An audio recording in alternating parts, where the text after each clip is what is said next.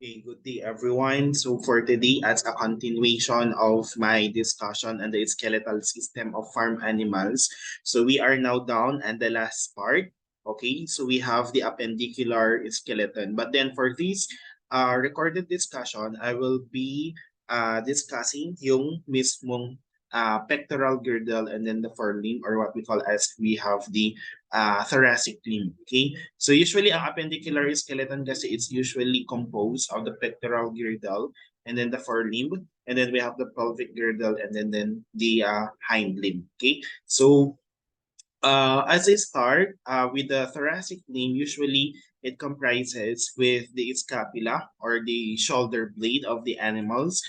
We have the humerus or the bone of the arm, or what we call as the brachium. And then we have the radius and then the ulna, forming the bones of the forearm, or what we call as the antebrachium. And then we have the carpals, metacarpals, and then the digits. But then we should not be uh, forgetting yung mga mismong joints natin. So in terms of the scapula, we usually have the shoulder joint, or what we call as the scapulohumeral joint. Okay? So etong shoulder joint sa mga farm animals natin, it is usually being formed by the articulation ng humerus, which is on the upper arm bone, with the glenoid cavity of the scapula, which is the shoulder blade. So I will show you later on ano yung itsura ng glenoid cavity. Okay? So ano ba yung usual na function in terms of these shoulder joints?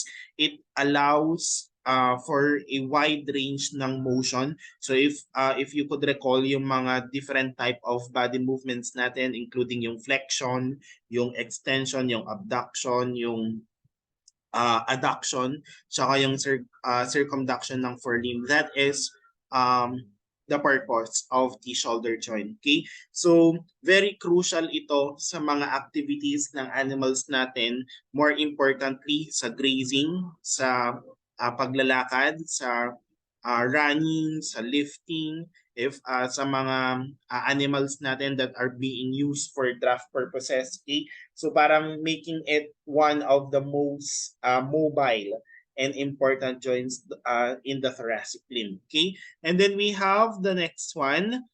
We have here the cubital articulation, which is usually the elbow joint. So it is being formed naman by the articulation ng humerus with the ulna. Okay? And often in some species it is the radius. So ang main motion naman nito, it's more on flexion and extension of the forelimb. Okay? So very essential etong joint na to sa mga weight bearing na activities natin during kumbaga pag lalong-lalo na pag yung mga kumbaga ito yung horse pagkalesa. So yung um, standing position niya and yung locomotion niya, that is usually being used with the purpose of the cubital articulation. Okay? So yun yung pinaka-purpose niya. Then we have the ulnar articulation. This is usually located doon sa forearm ng mga farm animals, and it usually involves in the articulation between the radius and then the ulna. Okay? And ito naman is usually for rotational movements such as yung pronation. That is usually yung turning the palm downward, and then we have the supination. Okay? So yun yung usual naman na function in terms of the radio-ulnar articulation. Now, in terms of the carpal joint, or what we call as the wrist joint, ito naman is usually being formed by multiple na carpal bones located between the forearm and the metacarpal bones, or what we call as the cannon bones of the forelimb. So, ito naman is usually for flexion din and extension of the metacarpal bones relative to the carpal bones. Now, we have here also yung metacarpophalangeal articulation. So that is usually being the fetlock, no? And then we have here the proximal interphalangeal articulation that is usually now the pastern. And then we have the distal interphalangeal articulation that is now the coffin joint. Now let's start with the scapula. Okay, so ito is just a comparison between two scapulas of the cattle and we have the horse. So before we start, para alam ninyo kasi we will try to have a comparative anatomy ng mga different scapulas ng mga different farm animals natin. So para alam ninyo na kung ano yung purpose, ano yung function ng mga different parts ng scapula. So usually we have the supraspinous fossa, the infraspinous fossa, and then we have the acromion process. So, beginning with the supraspinous fossa, this is usually located above the spine of the scapula. Okay? So, ang one purpose nito or one function nito is usually the provision ng surface for the attachment of the supraspinatus muscle. Okay? Ano ba yung usual na role ng supraspinatus muscle? So it's usually on the movement and stability of the shoulder joint.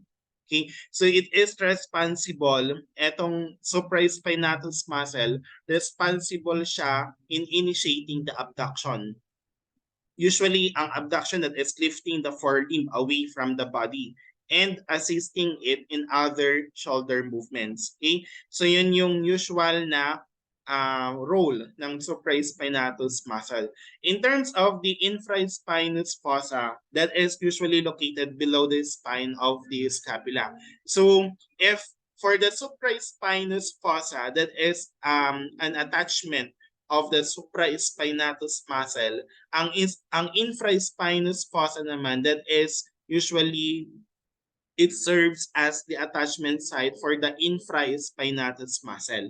So ano naman yung role ng infraspinatus muscle? Ito naman is responsible for the lateral rotation of the forelimb. And just like doon sa supraspinatus muscle, it usually provides stability also to the shoulder joint. So this muscle now, etong infraspinatus muscle, will allow farm animals to perform yung mga different activities nila or movements nila, including yung pag-rotate nila, pag-engage sa mga activities, lalong-lalo na yung mga farm animals natin, paborito nila yung pagdig ng soil.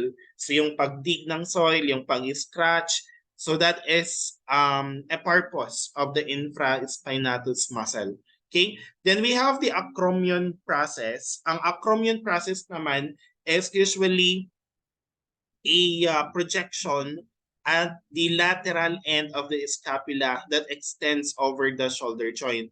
So, eto naman, it plays a important role sa stability ng shoulder joint by articulating with other bones. So such as yung we have yung clavicle or what we call as the collarbone sa mga some species.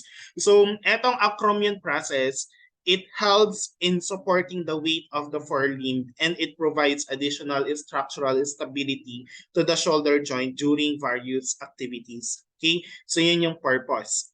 Now, in terms of the cattle and the scapula of the cow, yung supraspinous fossa is relatively broad and flat. So it provides a tawag nito, substantial na surface area for the attachment of the supraspinatus muscle. Particularly yun, yung supraspinatus, which is usually involved sa shoulder movement. Now, in terms of the horse, kung titignan natin yung horses naman natin, typically na deeper siya, okay, deeper and narrower than in cows. So this is related now to the horse adaptation for the speed and agility. Okay?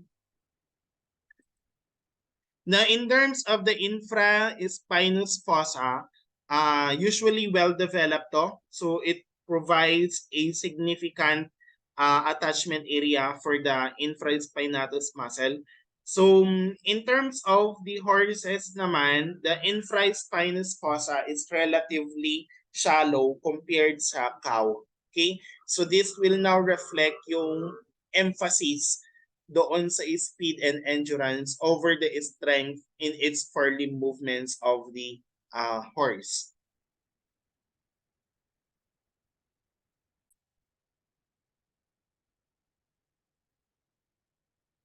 Now, in terms of the acromion process naman sa mga cattle natin, kung makikita ninyo, it is usually well-defined.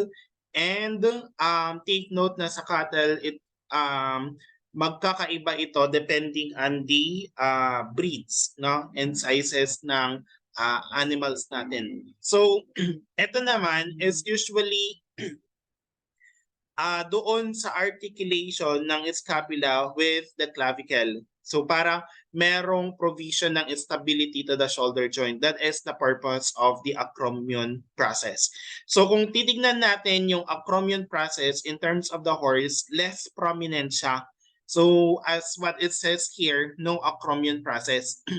um, in some cases naman there is a acromion process, but then it could be quite small compared sa cattle na well defined. Okay, so ano yung implication in terms of these acromion process of the horse. So this is now a reflection ng kailangan ng horse sa lightweight na forelimbs niya para sa kanyang rapid na locomotion.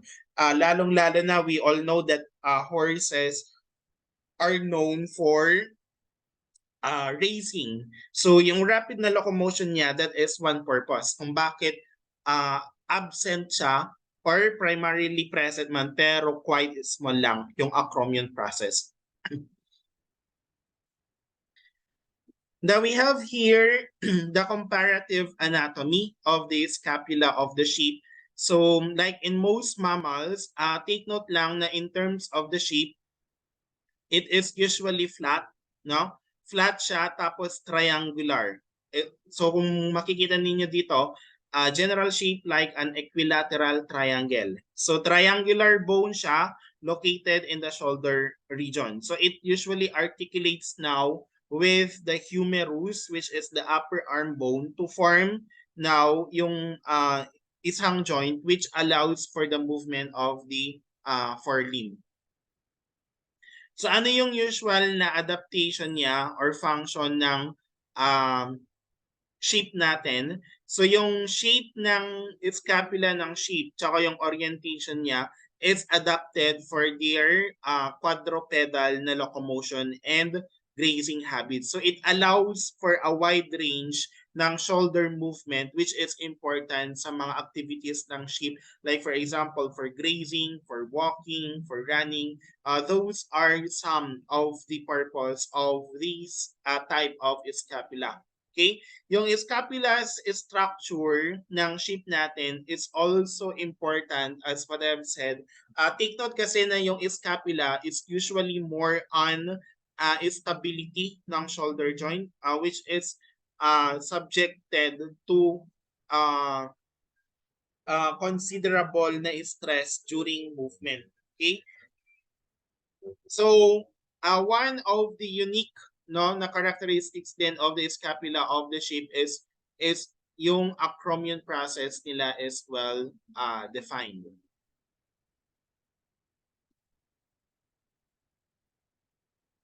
Then next we have the pig.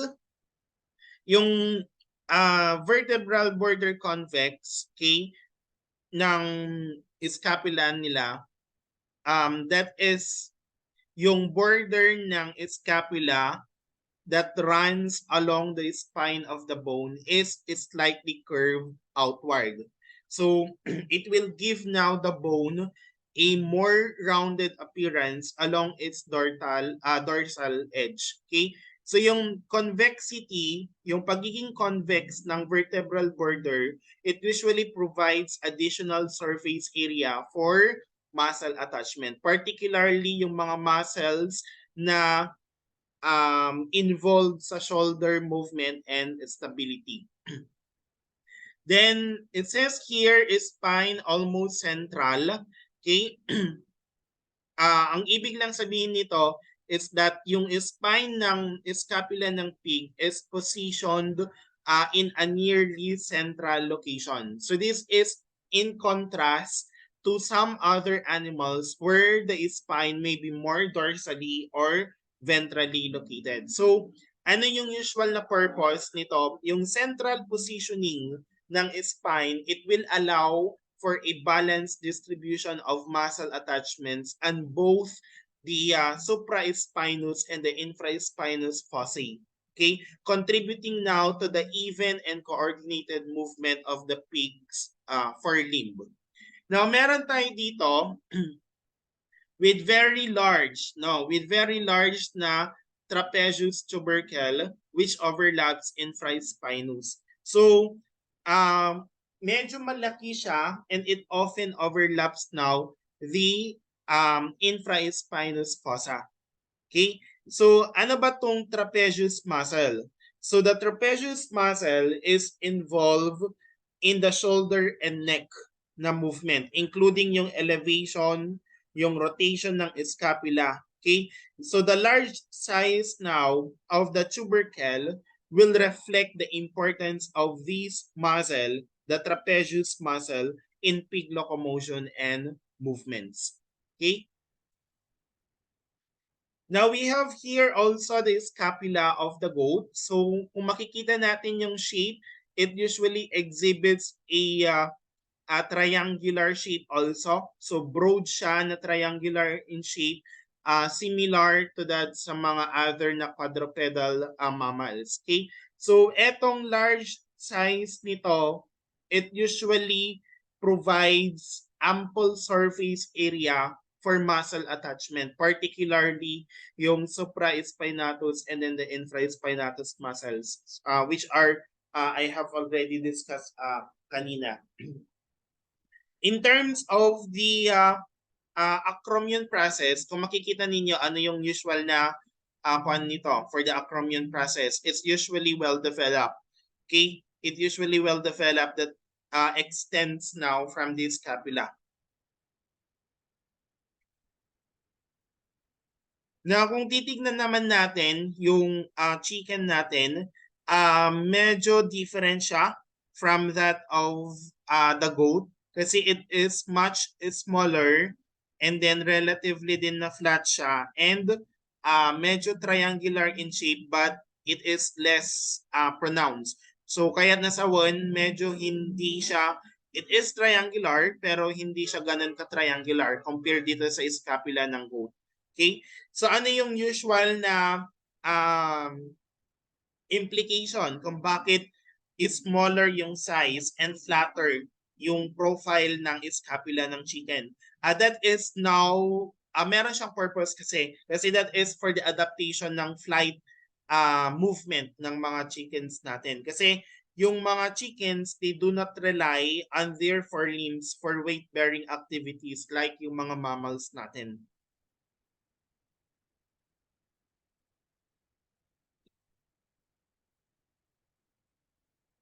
Okay, and then we have here the scapula of the cattle and then the horse. This is more pronounced kanina compared doon sa una kanina. Okay, so we have here also the scapular cartilage. Ito, mga to.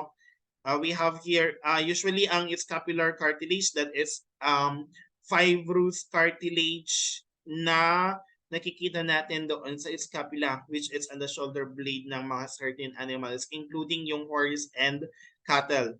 Ito naman is for the dog. So kung makikita natin, well-developed yung or well-pronounced yung scapular cartilage. However, dito sa dogs naman, I have just included yung dog as a comparison with the two na farm animals natin. So kung makikita natin sa dogs, usually broad, thin structure. So it is narrower compared dito sa scapular cartilage ng horse and cattle.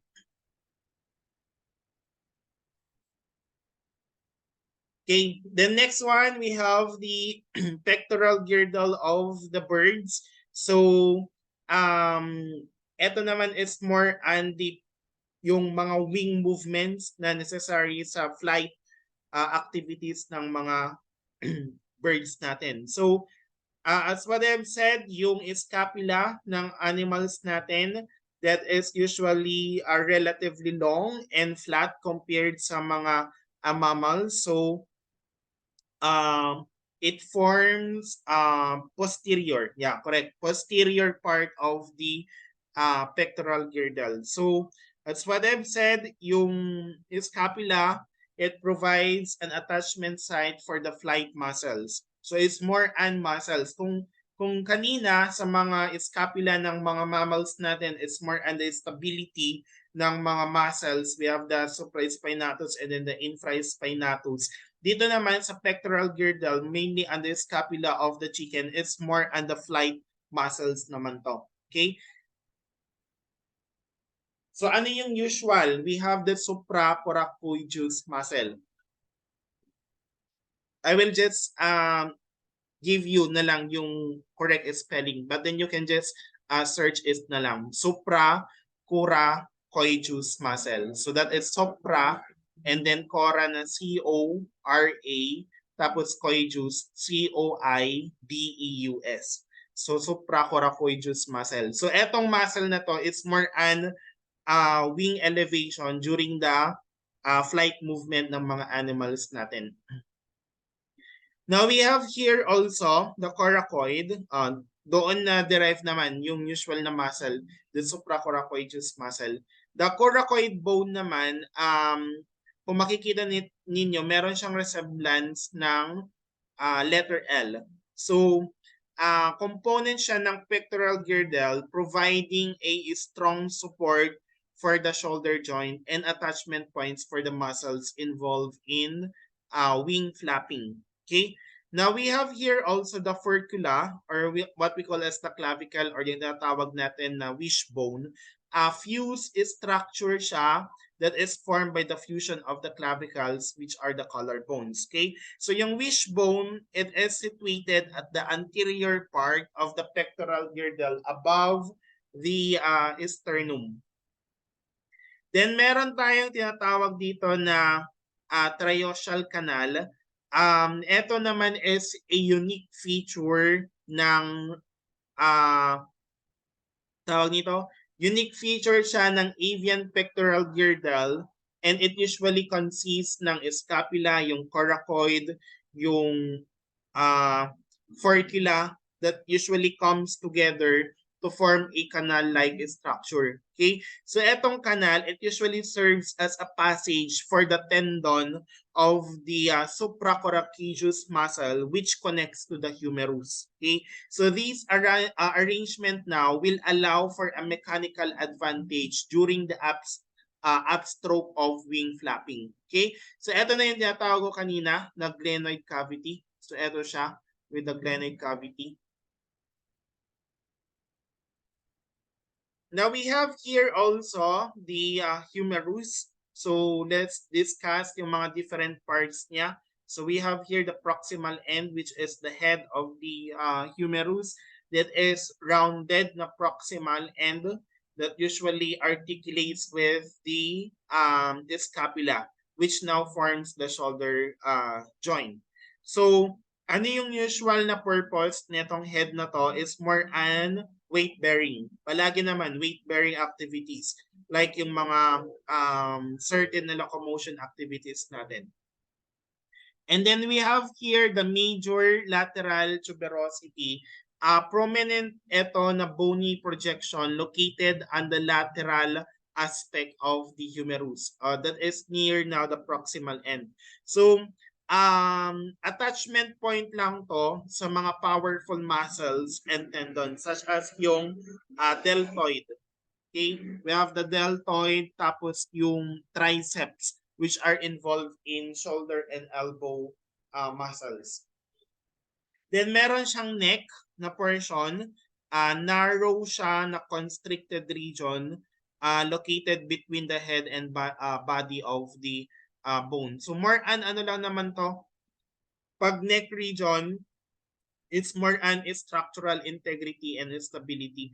But then, dito din dumadaan yung mga important na blood vessels and nerves supplying yung mga surrounding tissues. Okay? Then we have here the epicondyle, we have the medial and then the lateral na epicondyle. So, eto lang naman are just located at the distal end of the humerus. Okay? And then we have here yung mga tubercles. Ito lang naman yung mga tubercles that is usually site for attachment points ng mga muscles.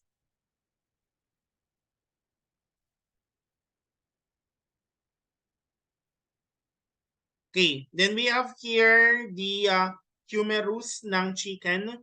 So that is elongated siya and relatively lightweight compared sa humerus ng mga mammals. Ito is usually essential sa mga flight movements. Okay? So yung lightweight nature ng humerus ng chicken, it will reduce the overall weight of the wings, making yung flight activities nila more efficient. Okay?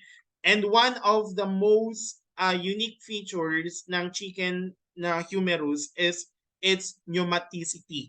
Okay? Pneumaticity, that is Pneumaticity. Pneumaticity. So, it was derived from the word na pneumatic bone. So, ikan nyo lang iti ITY. Okay? That is pneumaticity. Ang ibig sabihin lang nito is that yung humerus, it usually contains air sacs connected to the respiratory system. Okay?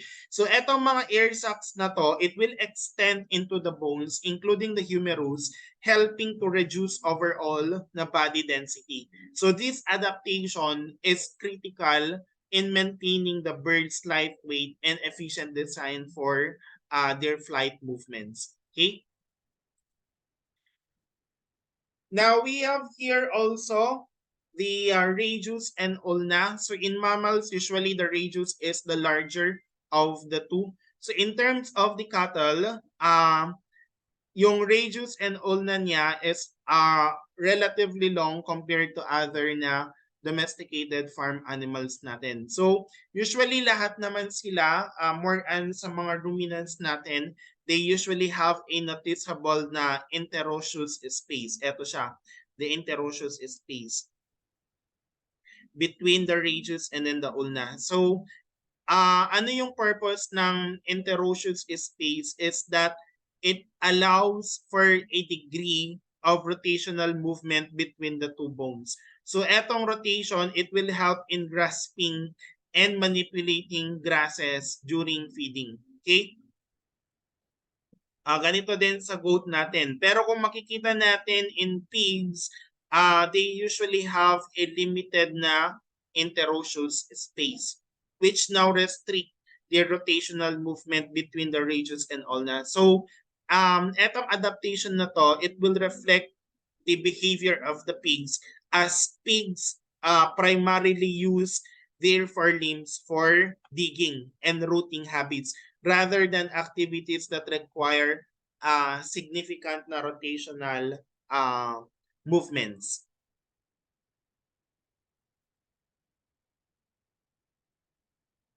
Now, dito naman sa radius and ulna ng chicken, in chickens usually and most of the poultry, yung ulna nila is typically more massive and longer compared sa radius. Okay? So yung ulna, it provide now the essential support and structure for the trailing edge of the wing and sa flight movement. Okay? So yung ulna is usually the more substantial bone of the two, the radius and ulna, while yung radius is relatively smaller and often fused with the ulna to form the radioulna. Okay? So since it is not fused apparently, so meron siyang wider na interosseous space. So this is the interosseous space. Now, we have here the carpals. So among all the animals that are usually being studied, we have the dog, the horse, the cattle, and then the pig. Let us consider yung pig as our reference or as our model. So there are two rows of the carpal. We have the this is the radius and ulna. So there are two rows. We have the proximal and then we have the distal. Okay. So at the proximal row, we have the radial carpal bone, the intermediate carpal bone, the ulnar carpal bone, and then we have the accessory carpal bone. Okay. So at the distal row, we have here the first, the second, the third, and the fourth carpal bones. So all in all, kung bibilangin natin yung mismong carpal bones ng pigs, usually lahat ng carpal bones are present. So that is a total of 8 carpal bones. So let's check the other carpal bones of other animals. So kung titingnan natin yung dogs, yung radial and intermediate carpal bones, they are usually being fused and then yung rest are present. So we have here the ulnar and then the accessory and then meron din naman siyang first, second, and third, and fourth na carpal bones. So all in all, kung titingnan natin yung carpal bones ng dogs, usually they have 7 carpal bones since nag-fuse na tong etong radial and intermediate carpal bones. Then we have here for the horse, in the distal row, the first carpal bone is either present or absent. So it is either 7 or 8 carpal bones for the horse. Now, sa mga ruminants naman natin, yung bone ng proximal row, they are all present, okay? Pero kung titingnan natin, the first carpal bone is missing at the distal row. And then the second and third carpal bones are fused. So all in all, they have 6 carpal bones. So that is 1, 2, 3, 4, 5, and 6 carpal bones. Okay? So that is for the carpal bones. Now, meron din naman tayong metacarpals. Okay, metacarpal bones and we have the digits. So, usually dito, we will have 5 metacarpal bones. Ito is usually complete ito sa dogs. Dogs ito. Pero ito yung titignan natin, yung pig, cattle, and then the horse. So there are 5 metacarpal bones, 1, 2, 3, 4, and 5. So ibig sabihin, we consider this one as the first metacarpal bone, the second metacarpal bone, the third metacarpal bone, the fourth metacarpal bone, and then the fifth metacarpal bone. Okay? Etong mga to, usually, there are 3 digital bones or there are 3 digits, no? Doon sa animals natin. So we have here, etong una, okay, ito yung mga digits natin etong mga tatlo na to. So yung una, we call that one as the proximal phalanx. The second one is the middle phalanx. And then the third one, we have the distal phalanx. Okay? So, titignan natin in terms of the pig, yung first metacarpal bone, eto siya, wala. So, meaning to say, yung first metacarpal bone ng pigs natin is missing. Yung third and fourth na metacarpal bones, they are well developed. Pero yung second and fifth, kung titingnan natin, they are usually reduced. Okay? In terms of the cattle, third and fourth are huge. So they are well developed. But then the fifth metacarpal bone, it is reduced. And it is usually considered the smallest metacarpal bone on the cattle. Yung first and second, it is lacking. Now, in terms of the horse, only the third metacarpal bone is well developed, which is now called as the cannon bone. Okay, which is sa one, it is the only metacarpal bone that is usually serves for weight bearing. Yung second and fifth, no? Yung second and fifth na metacarpal bone, that is usually no, that is second and fourth, I should say. The second and fourth reduced siya, but then wala siyang digits. So si third metacarpal bone lang yung merong digits. Meron naman ito pero wala siyang digits. And then the first and then the fifth metacarpal bone is missing for the horses. Okay? So I hope you get it in terms of the metacarpal and then the digits. Okay? So, dapat alam nyo na later on papaano magbilang in terms of the digits and then the metacarpal bones. Then, lastly, for our topic today, great modification naman is usually being seen sa mga birds natin. So, the carpus is usually consists of only two, the ulnar carpal bone and then the radial carpal bone. So, the distal row of the carpal bones are usually fused with the metacarpal bone, forming etong carpo metacarpal bone. So in terms of the digits, meron ding tatlo yung mga birds natin. The first digit is usually called as the alula or what we call as the pollux. So meron silang two phalanges, so 1 and 2. So in terms of the second one, we have the major digits. So which usually bears two na phalanges. So 1 and 2. And then we have the minor digit, which is only one phalanx. Okay? So that is now for the carpals, metacarpals, and digits of the chicken. So for the next discussion, I will discuss naman about the pelvic limb. So thank you for listening.